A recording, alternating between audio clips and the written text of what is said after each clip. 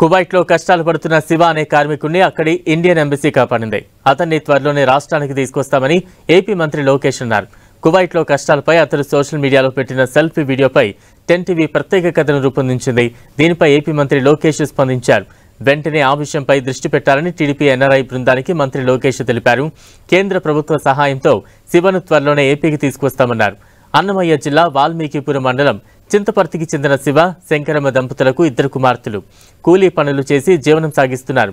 విదేశాలకు వెళ్లి ₹4 సంపాదించాలన్న ఆశతో శివ కువైట్కు వెళ్లాలని నిర్ణయించుకున్నారు. అప్పులు చేసి రాయచోటికి చెందిన ఏజెంట్ హైదర్ ద్వారా శివ 2 నెలల క్రితం కువైట్కు వెళ్లారు. అక్కడి ఎడారిలో జనసంచారం లేని ప్రాంతంలో కోళ్లు, గొర్రెలు, పావురాలు, బాతుల్ని మేపే పనిలో ఆయన పెట్టారు. సంబంధిత యజమానులు 4 రోజులైనా అక్కడకు రాకపోవడం, సరిపడా ఆహారం, నీటిని అందించకపోవడంతో బాధితుడు భయపడిపోయాడు. బాధ చెప్పుకుందామంటే కనుచూపు మేర జనసంచారం లేకపోవడంతో మానసికంగా కుంగిపోయాడు. దీంతో తన భార్యకు, ఏజెంట్కు సమాచారం అందించారు. అక్కడ పని చేయాల్సిందేనని ఏజెంట్ చెప్పాడు. చేసేది లేక తన కష్టాలపై సెల్ఫీ వీడియో తీసి సోషల్ మీడియాలో పోస్ట్ పెట్టారు.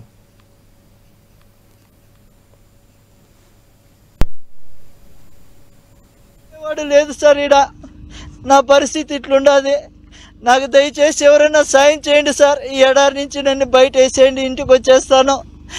ఈడున్నానంటే చచ్చిపోతాను సార్, ఇంక 2 రోజులు ఉంటే చచ్చిపోతాను. శివ మా నాన్న పోయేట్లు ఉన్నాడు.